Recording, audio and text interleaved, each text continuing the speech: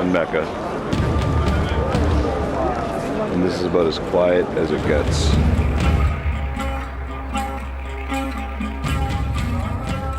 Hajj is the largest annual pilgrimage in the world.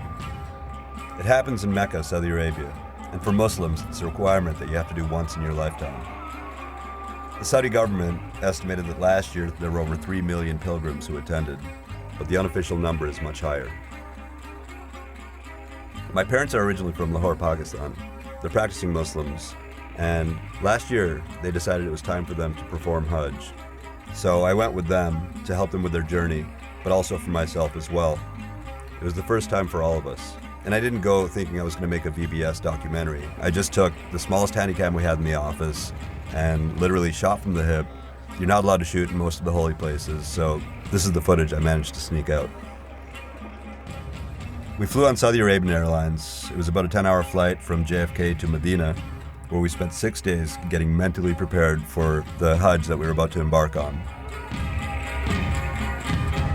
In pre-Islamic times, Medina was a place where the travelers who were crossing the desert in camel caravans would come to rest. It was kind of like a desert oasis. In modern times, it's kind of the same thing, but there are less camels and more shopping malls and hotels. There's also a stunning mosque there called the Prophet's Masjid, which is the second holiest site in Islam. When you're there, you basically just go to the mosque 5 times a day for 6 days straight to get into a meditative state. The mosque is huge. It holds almost 700,000 people, and when we were there for the Friday prayer, it was pretty much full. Flying to Mecca from Medina was really interesting. Before we went to the airport, we cleansed ourselves in a very specific way, and then we had to put on a white, seamless garment made out of terry cloth that all the pilgrims have to wear, and it's a renunciation of the life that you come from, and is supposed to put everyone on the same level. There's no upper class or lower class. Everyone's the same. It's just you in the sheet, and that's it. This is called getting into a state of ihram. Besides the clothes, there are a lot of other rules. You can't smoke, you can't have sex, you can't shave, you can't cut your nails, and there are a bunch of other no-nos. So we got on this charter just for the pilgrims, and 10 minutes after the plane took off from Medina, the captain announced that we'd flown over a designation point and we were in the zone near Mecca, and we all had to start reciting a prayer. And our group guide got onto the loudspeaker system of the airplane and started yelling the prayer. Everyone started chanting it, and I had a moment where I looked around and saw all of these men and women in their white robes, the men with their beards, and just thought if someone from the West could see us right now, they would think we were a bunch of fanatical jihadis on some kind of an insane mission, when in reality it was just pilgrims excited to go on this spiritual quest. I think what was most odd about this flight were the flight attendants, who were all Filipino, wearing their normal Saudi flight attendant outfits, looking like they would rather have any other gig in the world than this one. We landed in Jeddah and took a bus into Mecca, and that ride into the city was one of the wilder scenes I've ever seen in my life. There were all these pilgrims coming from all directions in all kinds of vehicles, and you see them riding on the tops of cars and vans and buses. I remember seeing a pilgrim jumping from the roof of one bus to another. Everybody's just trying to get to the city.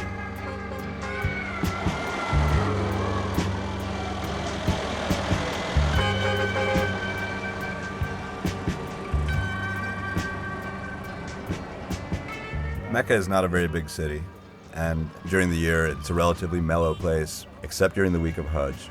The city completely transforms. And half the challenge of completing your Hajj is getting all these rituals done in a very strict timeline, dealing with the fact that there are about 3 million other people there trying to do the exact same thing at the same time.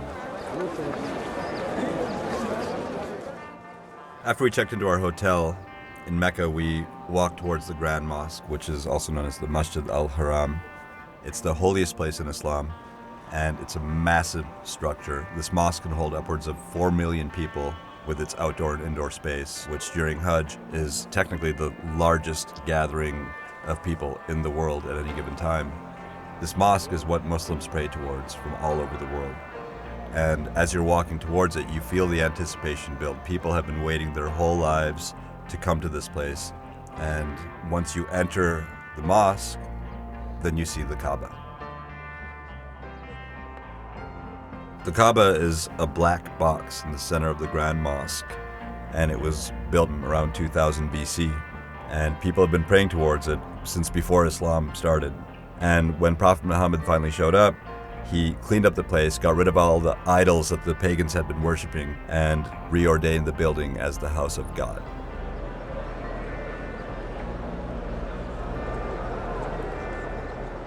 So in the Grand Mosque, we had to do our first ritual, which is called the Tawaf, which is basically doing 7 counterclockwise laps around the Kaaba. And it's kind of like being in a mosh pit with hundreds of thousands of people. But instead of it being full of angry young punk kids, we were up against aggressive Bangladeshi grandmothers. Had my parents on each arm interlocked, and we held each other as we went around the structure 7 times.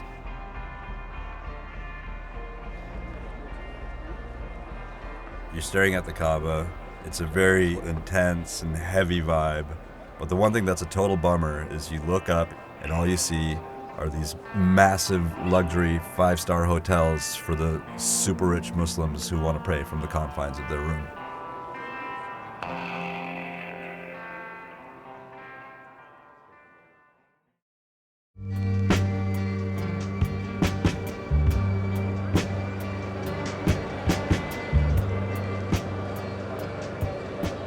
After running around the Kaaba 7 times, you have to do a bunch of other rituals in order to complete your Hajj. You have 5 days to get it done, and it's kind of like being on a scavenger hunt.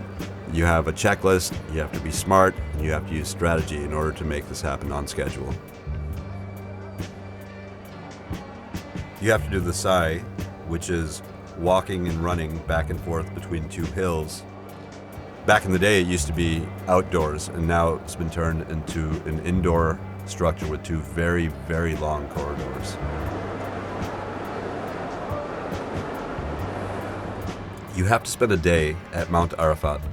It's where the Prophet delivered his last sermon from, and you spend the day in prayer and contemplation and beg for forgiveness for all of your sins. It's a very important day, and after spending the majority of it in a tent, I walked out and went in the direction of the mountain, and I walked through this wild scene with people everywhere, camped out with their animals.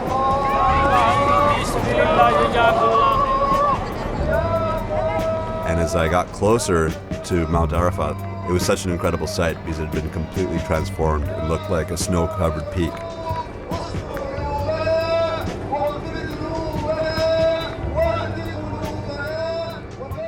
Our tour group operators, before we went on this trip, gave us some guidelines, and the last point on this sheet said, be patient, be very patient, be very, very patient. I fully grasped the meaning of this when we had to take a 3-kilometer bus ride, and it ended up taking 8 hours. It was the middle of the night, and we had to collect stones. It was one of our rituals in a place called Muzdalifa, and so we got off the bus, we navigated our way around sleeping bodies all over the ground, found the stones, and then it was time to pray, and so we just threw the prayer rugs down on the side of the highway and hit the mats. Parents again, praying on the side of a highway next to our bus. Next to people sleeping. Kind of feels like we're on Mars right now. On some level, it's a beautiful scene.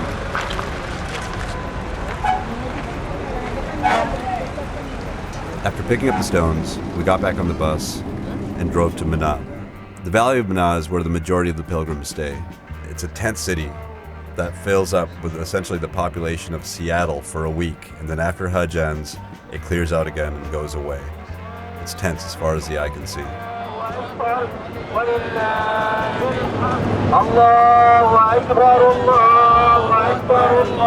From Muzdalifa, we arrived in Mina, and that's where we had to stone Satan.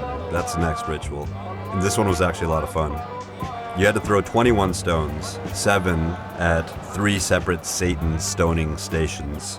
And I finally got to see what Satan looks like. Up until a couple years ago, Satan looked like 3 big pillars sticking out of a large pit. But the space wasn't big enough. There was a stampede and people died. So the Saudi government, they built 3 ramps the size of a multi-lane highway, and there were 3 pillars inside of it that represent the devil. They're lit in shades of green, and there was a strange, rumbling, loud sound coming out of them. And as my dad pointed out, the whole thing made Satan look quite surreal. Allahu Akbar! Before we finished the Hajj, we had to repeat some of the rituals that we'd already done. So we had to revisit Satan, throw rocks at him 2 more times. We had to go back to Mecca from Mina and do another 7 counterclockwise laps. And then it was time for Eid, which marks the official end of Hajj, which is a big celebration.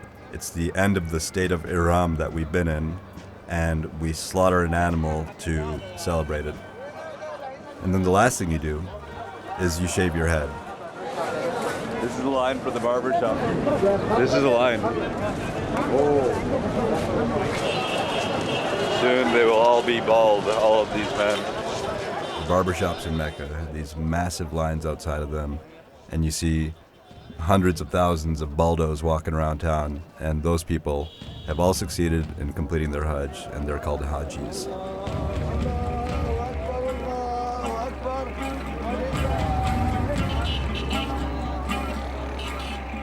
Dealing with the Hajj every year is a huge logistical challenge for the Saudi government, to the point where they've actually set up a ministry of Hajj. In the past, there have been incidents where pilgrims were trampled, when ramps collapsed, and pilgrims died. And the Saudi government has invested billions of dollars to create an infrastructure to make this work with complex crowd control techniques. And what I saw when I went last year was something that somehow manages to work. But it kind of goes without saying that bringing 3 million people into such a small place is going to bring up some complications. There's a bit of a dark side. This many people in such a small place, it really gets unwieldy. And despite the Saudi government's best efforts to deal with this profound logistical challenge, the bottom line is that there are too many people, and people need things. They need places to sleep, they need food, they need toilets. And the poor people who were there, you see them basically camped out on the side of the road for days on end. It really felt like Mecca was maxing out by the end of Hajj, and the whole scene starts looking and feeling rather apocalyptic.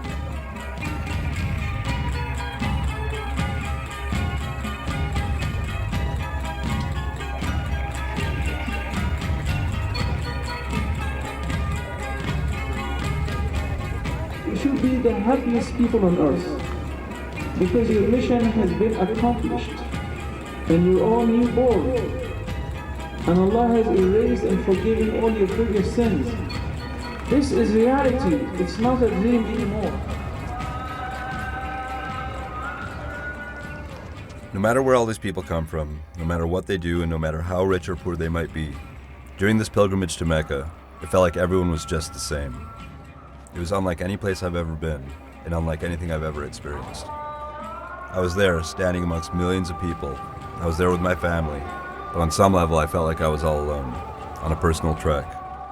And everyday life felt like it was hundreds of thousands of miles away. We flew back to New York.